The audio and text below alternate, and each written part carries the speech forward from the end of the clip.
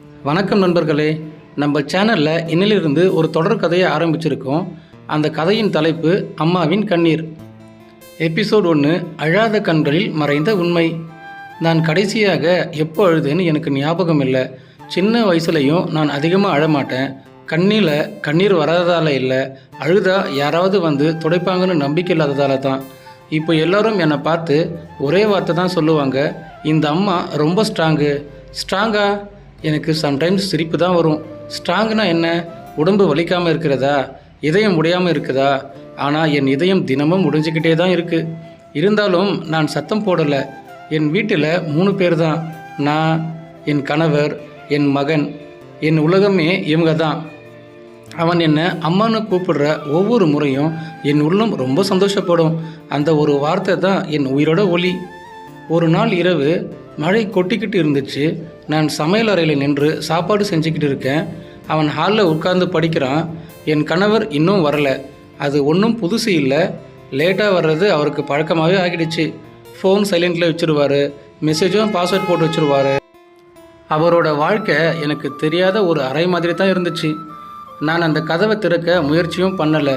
ஏன்னா சில கதவுகள் திறந்தா வீட்டோட நிம்மதி உடைஞ்சு போயிடும். அம்மானு என் மகன் மெதுவாக கூப்பிட்டான். என்னப்பான்னு கேட்க, நீங்கள் எப்போதும் அழவே மாட்டீங்களாம்மா? அந்த கேள்வி என் கையை நடுங்க வைத்தது. நான் சிரித்தேன். எனக்கு கண்ணீர் வராதுடா. அவனும் சிரித்தான்.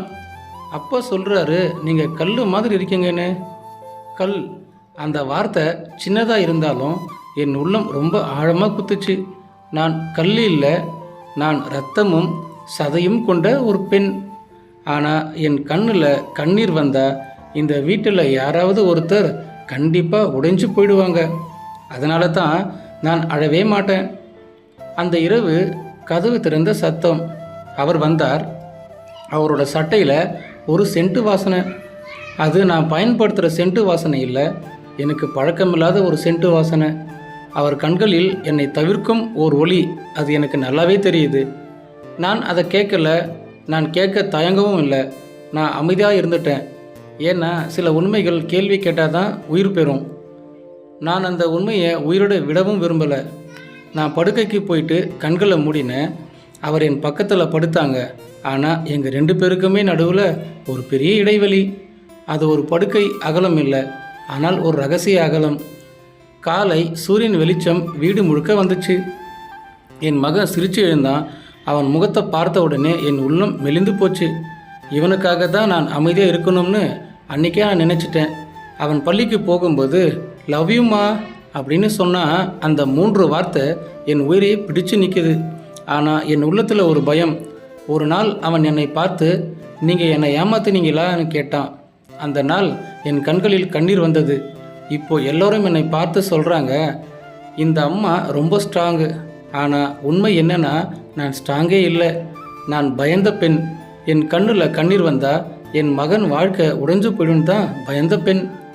இன்னும் அவனுக்கு தெரியாது, என் கணவருக்கும் தெரியாது, இந்த வீட்டுக்கே தெரியாத ஒரு உண்மை இருக்குது.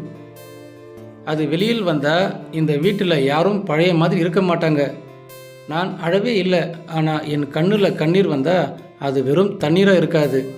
ஒரு ரகசியம் வெளியில் வரும் சத்தமாக தான் இருக்கும். அந்த நாள் அருகில் தான் இருக்குது. என் மகன் என்னை அம்மானு கூப்பிடுறான்.